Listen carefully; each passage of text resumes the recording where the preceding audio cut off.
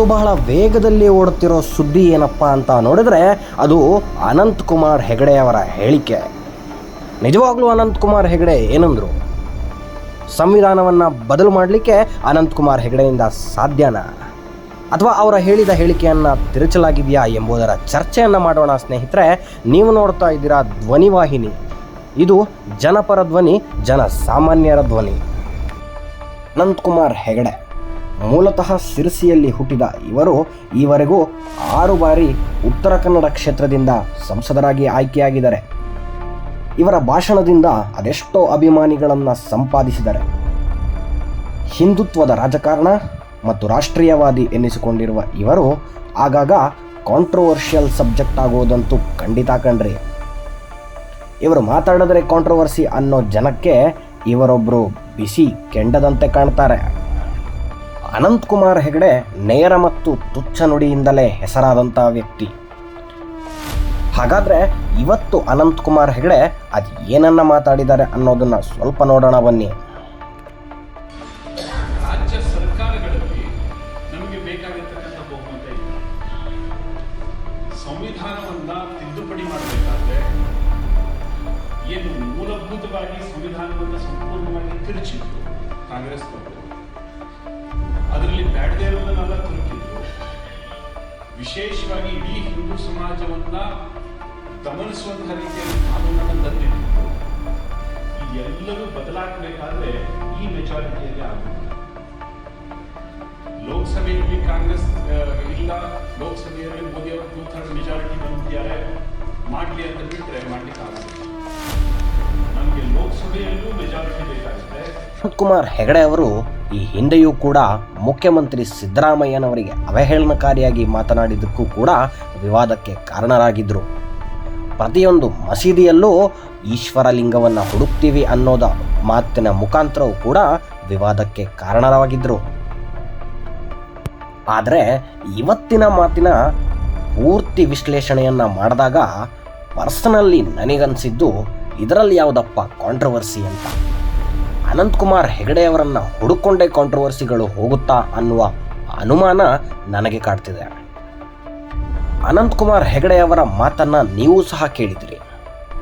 ಆದರೆ ಎಲ್ಲೂ ಕೂಡ ಅನಂತಕುಮಾರ್ ಹೆಗಡೆಯವರು ಸಂವಿಧಾನವನ್ನು ಪೂರ್ತಿ ಬದಲಿಸ್ತೀವಿ, ಡಾಕ್ಟರ್ ಬಾಬಾ ಸಾಹೇಬ್ ಅಂಬೇಡ್ಕರ್ ರವರು ರಚಿಸಿರುವಂತಹ ಪೂರ್ಣ ಸಂವಿಧಾನವನ್ನು ಪೂರ್ಣವಾಗಿ ನಾವು ಬದಲಾಯಿಸ್ತೀವಿ ಅನ್ನೋ ಹೇಳಿಕೆಯನ್ನು ಎಲ್ಲೂ ಕೂಡ ಕೊಟ್ಟಿಲ್ಲ.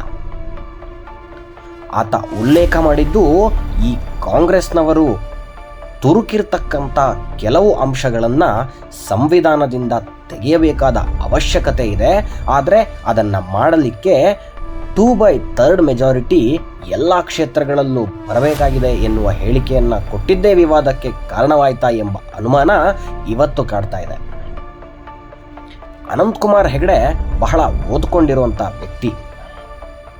ಈ ಹಿಂದೆಯೂ ಹೇಳಿದಾಗೆ ಆತ 6ನೇ ಬಾರಿ ಸಂಸದರಾಗಿ ಆಯ್ಕೆಯಾಗಿರುವಂಥ ಸಂಸದ.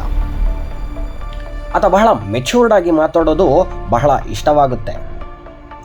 ಕೆಲವೊಂದು ಸಂದರ್ಭಗಳಲ್ಲಿ ಆವೇಶದಿಂದ ಕೆಲವು ಮಾತುಗಳನ್ನು ಆಡಿರೋದು ನಿಜ, ಅದಕ್ಕೆ ಆತ ಪಶ್ಚಾತ್ತಾಪ ಪಟ್ಟಿರೋದು ನಿಜ.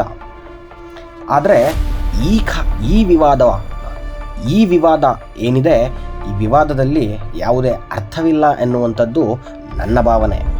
ಯಾಕೆ ಅಂತ ಹೇಳಿದ್ರೆ ಇವತ್ತು ಮಾತಾಡಿರುವಂಥ ಅನಂತಕುಮಾರ್ ಹೆಗಡೆ ಬಹಳ ಸ್ಪಷ್ಟವಾಗಿ ಹೇಳಿರುವಂಥದ್ದು ಒಂದೇ ಒಂದು ಮಾತು. ಕಾಂಗ್ರೆಸ್ನವರು ಬೇಕು ಅಂತಲೇ ಆಂಟಿ ಹಿಂದೂಯಿಸಮ್ ಆಯ್ಕೆಯನ್ನು ಆಯ್ದುಕೊಂಡು ಸಂವಿಧಾನದ ಒಳಗೆ ಕೆಲವು ಅಂಶಗಳನ್ನು ತುರುಕಿದರೆ ಆ ಅಂಶಗಳನ್ನು ಹೊರತೆಗುವ ಕೆಲಸ ನರೇಂದ್ರ ಮೋದಿ ಸರ್ಕಾರ ಮಾಡಬೇಕು ಅಂತ.